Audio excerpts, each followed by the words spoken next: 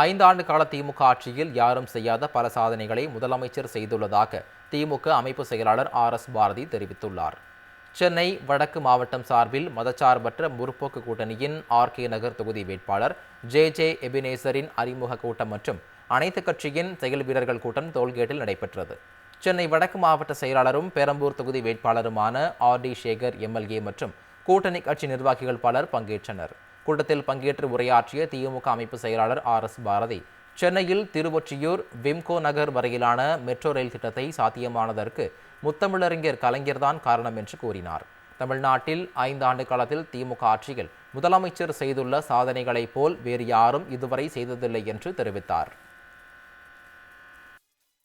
இந்த வட சென்னை பகுதி, குறிப்பாக ஆர்.கே. நகர் பகுதி எப்படி இருந்தது, இப்பொழுது எப்படி இருக்கிறது என்பதை நான் சொல்ல தேவையில்லை.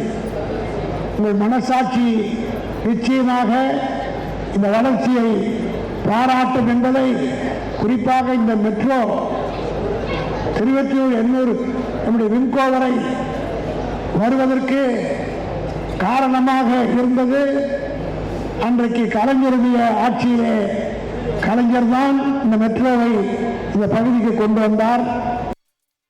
5 ஆண்டு கால திமுக ஆட்சியில் யாரும் செய்யாத பல சாதனைகளை முதலமைச்சர் செய்துள்ளதாக திமுக அமைப்பு செயலாளர் ஆர்.எஸ். பாரதி தெரிவித்துள்ளார்.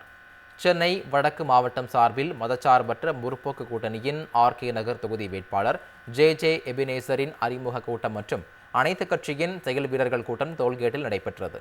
சென்னை வடக்கு மாவட்ட செயலாளரும் பெரம்பூர் தொகுதி வேட்பாளருமான ஆர்.டி. சேகர் எம்எல்ஏ மற்றும் கூட்டணி கட்சி நிர்வாகிகள் பலர் பங்கேற்றனர்.